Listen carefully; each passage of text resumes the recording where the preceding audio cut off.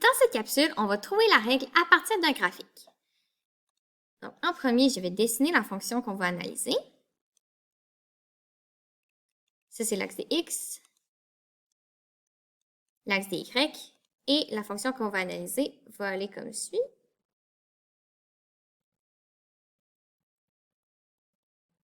À peu près. Donc, son point d'équilibre va être ici, à Y est égal à 3. Et ses maximums, ça va être à Y est égal à 8 et à Y est égal à moins 2. Sinon, je vais vous donner 2 points. Donc, les points ici, ça va être moins 2pi sur 3, 3, vu qu'on est sur l'axe d'oscillation. Et ici, ça va être pi sur 3, 3. Donc, à partir de ces infos-là, on va pouvoir trouver l'équation de la règle de la fonction sinus ou cosinus qu'on a devant nous. Donc, tout d'abord, on va trouver l'amplitude. L'amplitude, c'est quoi? C'est la différence entre le max ou le min et la position d'oscillation ou la position d'équilibre.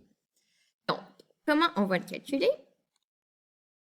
Je vais aller sur l'autre page. Donc, notre amplitude, c'est, on a de max à barrière d'oscillation. Puis, une autre manière de la calculer, c'est de min à point d'oscillation. Donc, on en a combien? On a 5 ici, puis 5 ici. Donc, c'est 5.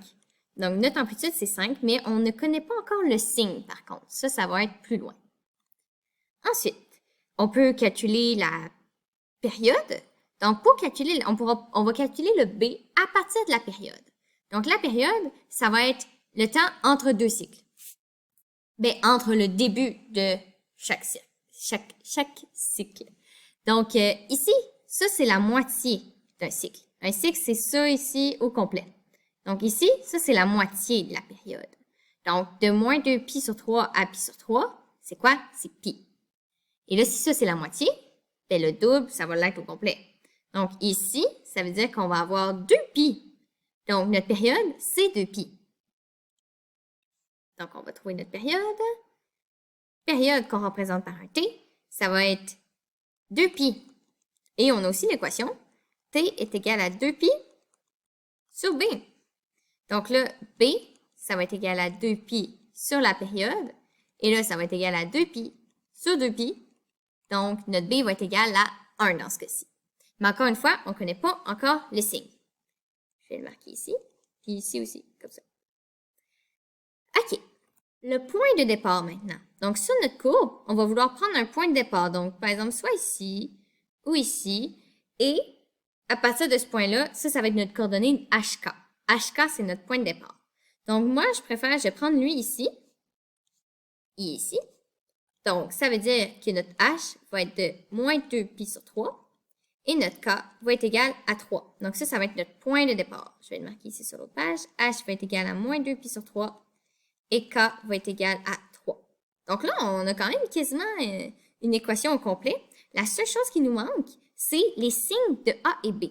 Et ça va être selon si ça croît ou ça décroît après le point de départ. Donc, notre point de départ est ici. Est-ce que ça croît ou ça décroît? Ça croît après. Donc, quand ça croît, je vais le noter ici. Donc, quand ça croît, A et B, même signe. Et quand ça décroît après le point de départ, ça veut dire A et B, signe contraire. Donc, dans ce cas-là, tu décides lequel est moins et lequel est plus. Mais là, nous, on a le cas où ça croît après, fait que notre A et B vont être de même signe. Donc, pour faire simple, on va les garder positifs. Donc, ça va être notre A, puis ça va être notre B en positif. Donc, si on marque notre équation, f de x va être égal à A, qui était 5, sin, je vais le marquer en lettres juste en dessous pour vous le rappeler, A, sin de B, x moins h, plus k. Donc, on va avoir 5 sin de B, c'était quoi? C'était 1. Donc, pas nécessaire de le marquer. X moins h. Donc là, notre h était négatif. Moins 2pi sur 3. Donc, ça va faire moins 2pi sur 3. Donc, plus 2pi sur 3. Et plus k, donc plus 3. Et voilà, ça, c'est la fonction sinus de la fonction que je vous ai dessinée juste au début. Et maintenant, petit bonus. la fonction qu'on a trouvée, là, on a trouvé sinus. Mais en fait, on peut exprimer exactement la même courbe, mais en fonction cosinus. Comme on a vu tantôt, dans les capsules précédentes, on peut transformer une équation sinus en équation cosinus. Et c'est ce qu'on va faire là. Parce que la fonction cosinus, c'est la fonction sin, mais décalée de pi sur 2. Donc, qu'est-ce qu'on va faire? En fait, c'est qu'il faut faire moins pi sur 2 juste ici. Donc, c'est ce que je vais écrire. Donc, si je le veux en cos, ça va faire 5 cos de x plus 2pi sur 3 moins pi sur 2 plus 3. Donc là, il va falloir mettre 2pi sur 3 et pi sur 2 sur le même dénominateur. Je vais me faire une petite section ici pour faire ça. Donc, un dénominateur commun qu'on pourrait prendre, c'est 6. Donc, je vais faire 2pi sur 3 fois 2 sur 2. Et pi sur 2, je vais faire fois 3 sur 3. Donc, je vais avoir 3pi sur 6. Puis lui, ça va donner 4pi sur 6. Oui, ça, c'est un 4.